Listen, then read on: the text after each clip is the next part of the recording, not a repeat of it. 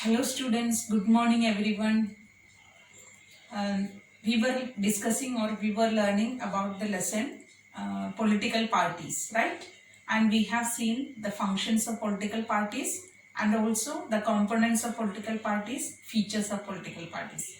Now let us move to a new topic, that is necessity of political parties. What it means, why do we need political parties or necessity? It seems that almost same as the functions of political parties. Why we need political parties or necessity of political parties? The answer is same, that we have functions of political parties, but it is not enough. Here we have to understand in a broader way.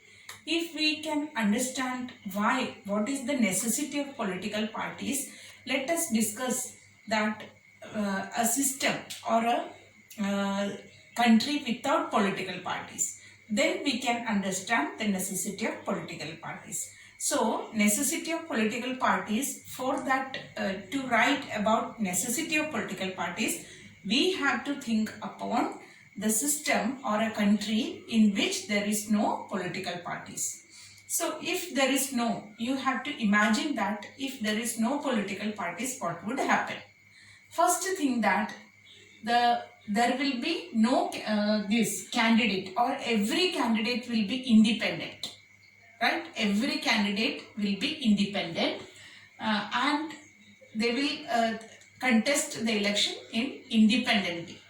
Second thing, that no government may be formed, but the unity will remain uncertain. Government can be formed, but its unity remain uncertain. Third thing, that if there is no political party, then the promises, or no candidate will be able to make promises or able to make or frame their policies and programs, okay, or promises to the people. So if there is no political party, what would happen? There will the people or the candidates cannot make any promises. Last thing is that elected candidates, sometimes the elected candidates will be accountable to the constituency from which they are being from the constituency, from their constituency, not to run the government. So they will be always loyal, or they will be always look upon their constituency, but not the entire nation. That is the last thing. So necessity of political party means we have to understand the situation in which there is no political party. If there is no political party, these all things can be happened. That is the answer for necessity of political parties. Or it is asked that the modern democracies without political parties, we cannot imagine the modern democracies. So you have to understand the situation where there is no political parties, what would happen. The rise of political parties is directly linked to the representative democracies. Representative democracies, in the sense, we have a system of representatives, they run the government, right? We select representatives, and these representatives, they make laws, they run the government and rule. So these representative democracies which we have, or the elected representative, or the agents or political parties which are needed to run the representative democracies. So in order to gather different views, the political parties are needed in order to gather different views on various issues of the country. Another thing, that to form responsible government, okay, an agency is needed. That agency is political party. So to form the responsible government, then another important factor we need, that is to make policies. Who is needed? Representatives are needed. So make policies, and to justify or support or oppose these policies, people are needed. So political parties are needed. So for this agency, or to run the government, or to make a representative democracy, political parties are very much essential. So political parties are very much essential for a modern democracy. So it is evolved in order to make the responsible government, representative democracy. Political parties are essential. Actually, how many parties do we have? Do you know that in India we have more than 750 political parties which are registered with the Election Commission? More than 750 political parties. So we have a multi-party system in our country. There are many countries which have different party system. For example, one party system which exists in China, North Korea.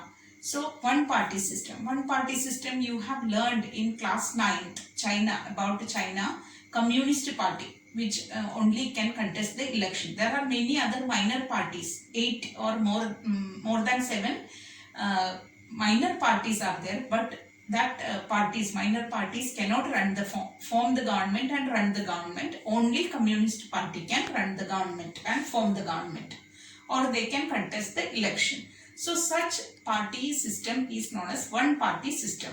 Only one party can contest the election, form the government and run the government. So that is known as one party system, which exists in North Korea, China, such countries. Then which has many merits and demerits. Let us see what are the merits first.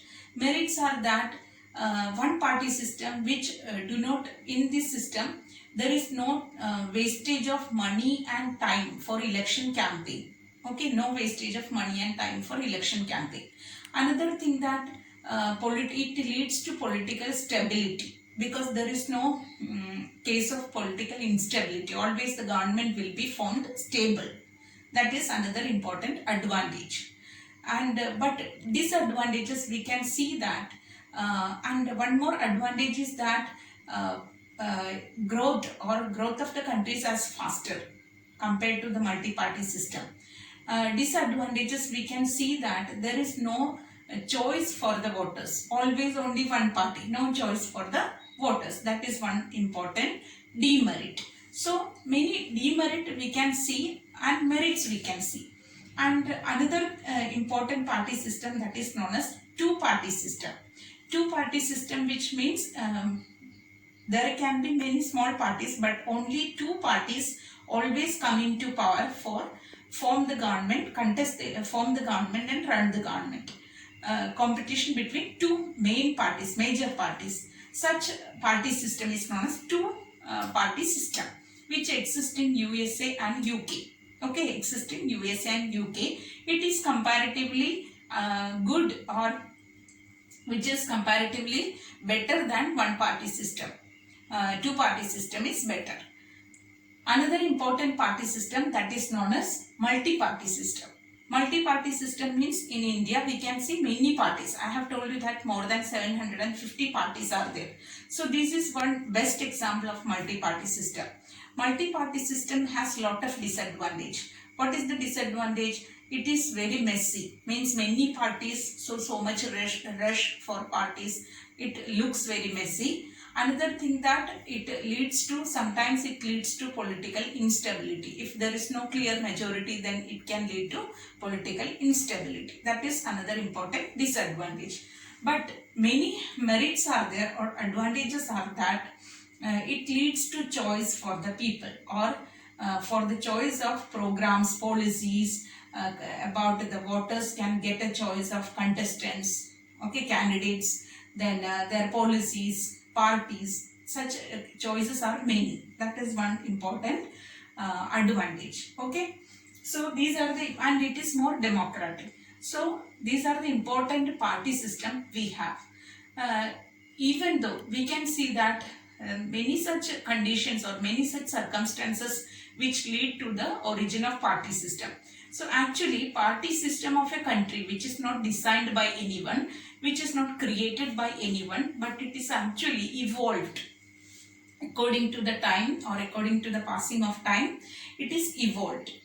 Means according to the political conditions, according to the circumstances, and according to the geographical diversity. So such cases which lead to the party system.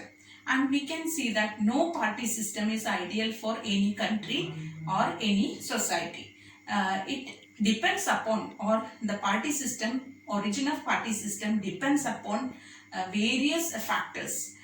Size of the country, large country, okay, if then, and the political situations of the country, the geographical factors of the country, cultural diversity of the country. So these all design, or these all shape the origin of party system for that country. That is why we can say that no system is ideal for any country or any situation.